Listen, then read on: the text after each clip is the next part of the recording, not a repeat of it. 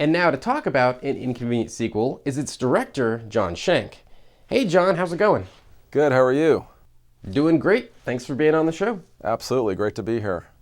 So An Inconvenient Truth opened up a lot of people's eyes a decade ago. Why did you want to make a sequel? Well, An Inconvenient Truth was directed by this incredible filmmaker, Davis Guggenheim, who worked with Al Gore and Jeff Skoll at Participant Media to make just one of the more successful documentaries ever that really gave us the language to have the conversation that we needed to have about climate. And 10 years later, things have changed. The climate crisis has gotten worse, unfortunately. I mean, you're in Texas, you know better than anybody about these hurricanes that are happening more often and with more fury than they happened in the past, and that's because the ocean temperatures have increased. And out here in California, we're experiencing wildfires like we've never seen before. It's really amazing what everyday people are now noticing. This is not some far off in a distant future thing anymore. This is something that's real and it's happening to people in their everyday lives. The other incredible thing that's happening is the sustainable energy revolution. There's a town actually north of Austin in Texas, in the heart of Texas, in one of the reddest counties in the country, that has moved towards 100% sustainable energy because it's the economic right thing to do. Dale Ross, the mayor of that town, Georgetown, is able to deliver electricity to his constituents at a cheaper cost than burning fossil fuels. So you have this tension going on where we are experiencing Mother Nature's kind of wrath because we've polluted the atmosphere too much, but the solutions are also here, and that provides a great deal of hope for the future. Yeah, I love that the film highlights all of the renewable energy technology that we have nowadays. So, the political environment has kind of taken a bit of a step backwards for the Go Green movement, and the film sort of touches on that.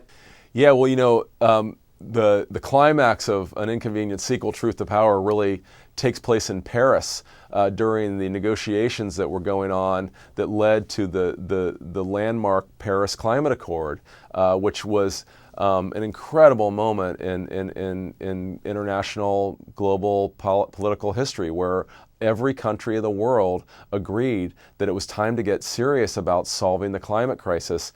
And by the way, one reason they agreed is that many economies around the world have realized that they want to be a part of building these factories that are going to make the solar panels and wind turbines and other technology that are going to help us get us out of this mess. It's such a huge economic upside. It's almost hard to imagine. Some people think that this is on the scale of the Industrial Revolution with how we're going to have to change the way we get our energy. So there's this incredible kind of hopeful story happening. It's no longer really a political issue. It's not really a red-blue issue anymore. It's more like, what kind of world do we want to leave for our kids and grandkids? And by the way, do we want to be part of this new economy where we get hundreds of thousands of new jobs it's going on in the solar business? You get the fastest growing job in America is now wind turbine technician. Much of that's happening in the state of Texas, which is also the oil capital of our country. So it's exciting times. There's a lot of opportunity out there.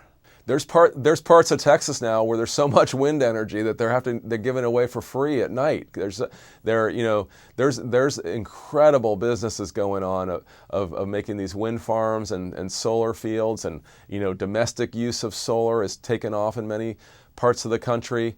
There is an amazing economic upside. And by the way, that's one reason that most Americans actually disagree with our federal government's policy on climate. They want to see us take action. They want to see action on climate because they want to save the world. They want to have their kids and grandkids live in a healthy environment, but they also want to be part of this economic revolution. The entire state of California is moving very quickly towards sustainable energy, as are many states. The really cool thing that's going on in the climate world right now, and you see this in the film, is happening at the local level, the city level, schools, businesses around the country who are realizing that there's an amazing opportunity here to get on the right side of history, both morally, kind of like we did in the civil rights movement, to do the right thing, but also economically to take advantage of this windfall. Yeah, the film does a really good job of getting into the grassroots movement around environmental changes. So I want to switch gears here a little bit. I'm actually working on my first documentary film. You got any advice for me?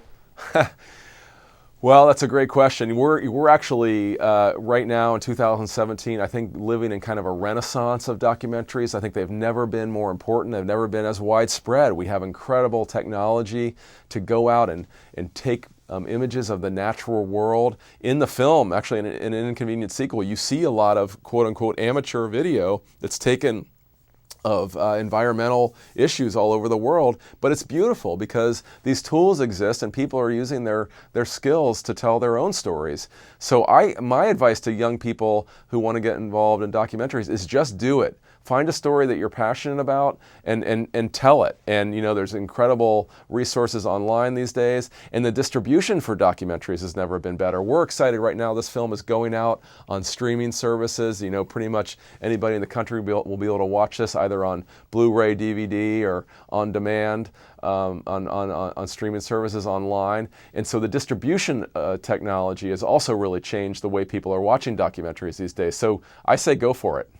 Sounds good. Well, hey, thanks for being on the show, and thanks for making this movie. As a filmmaker myself, I know we want to create movies that create a positive impact on the world, and I definitely think you've done that with this film. I'm really hoping it inspires more people to get passionate about climate change. Well, thank you, Peter. I really appreciate that. I think people are going to be really surprised by the Al Gore that they meet in this movie. It's not really a political Al Gore. It's just a man who's really trying to make a difference, and he connects to this issue in such an emotional way that really tells you how important it is to him, but also for so many people around the country. So I think we are living at a very unique moment in time, and this film, I think, reflects that. We're really excited to get it out there in the world. Yeah, I am really excited for people to go see this one. Thank you. Nice to meet you. Nice to meet you as well. Thanks again for being on the show, and again, congrats on the film.